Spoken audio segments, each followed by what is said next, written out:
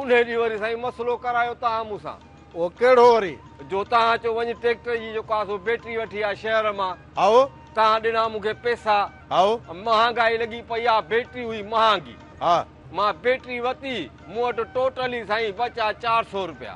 पोइ मां चवां हाणे 250 रुपया त किराए में वेंदा, बाक़ी 150 रुपयो बचियो आहे। मां बुख लॻी आहे, साम्हूं VIP होटल हो, मां चयो वञी मानी थो खावां। हा साईं मां वञी हुते मानी खाधो, वेठुमि वञा। हा मुंहिंजो बैटरी वारे चयो 2 मिंट बैटरी रखु, मां होटल तां मानी खाई अचां थो, पोइ बैटरी खणाए थो। हा साईं जीअं होटल में वियुमि, साईं आयो हुते जेको आहे सो हिकिड़ो, चयो भाउ छा खाईंदे?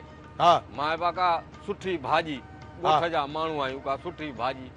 साईं भाॼी 2-3 मानियूं खाई आयो, बुख लॻी, मां बि मानी खाधमि। मानी खाई जंहिं दख़ल ते वियुमि, मां चयोमि भाउ घणा पैसा थिया? चए भाउ 1500 रुपया। त कढ़ाई खाधई जा न पुटा? साईं मूंखे कहिड़ी ख़बर, शहर जा होटल एॾा महांगा, हिकु वॾो होटल हो, मूंखे हाणे कहिड़ी ख़बर। हा मां हुनखे चयो भाउ मूं वटि त पिया अथई 150 रुपयो, 1500 त मूं वटि कोन्हनि। चई ईअं वरी कीअं 150 रुपयो? तो जहिड़ा घणा हिते ईंदा आहिनि बहाना करे।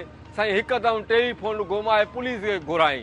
अरे ॾिठमि त 2 पुलिस वारा आया, मूंखे ॿाहिरि खां झले ऐं होटल खां ॿाहिरि वठी विया। पोइ साईं उते वरी मां हिकिड़ी पुराणी अटकल खेॾियुमि। वाह कहिड़ी?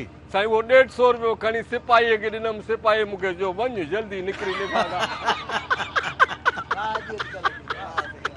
ख़ुदि न काॾे हलियो आहे बा?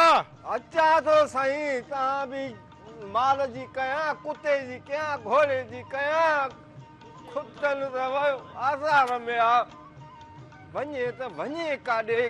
बाबा यो कुतो त वफ़ादार जानवर, तूं न सां ठही नथो छो भला?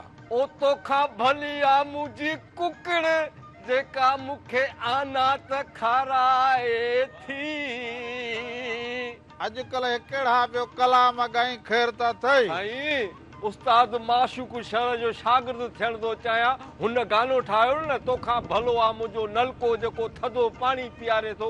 वरी मां पंहिंजो कलाम ठाहियो त मां हाणे तव्हां मूंखे वठी हलो त मूंखे हुनजी शागिर्दी करायो ऐं शागिर्दी जो वॾो रसो जेको आहे ॿधरायो। ओ रसो न सॻो ॿधबो आहे चरिया, सॻो।